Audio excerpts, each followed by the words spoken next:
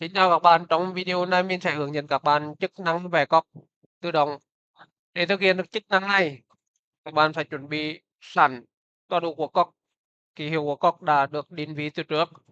Mình sẽ nhập lệnh vẽ cọc. Ở đây sẽ có hai lựa chọn.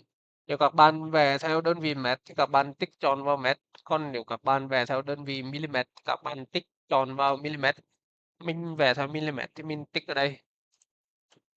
Mình sẽ thực hiện copy, nhập vào ô đầu tiên, paste.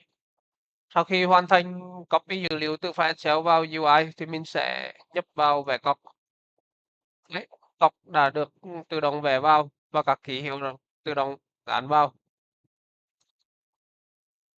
Sau khi vẽ thì các cọc và các text vừa được tạo sẽ được tự động select và zoom tới. Đây, đây cọc mm này,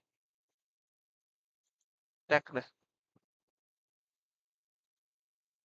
Đấy, đấy.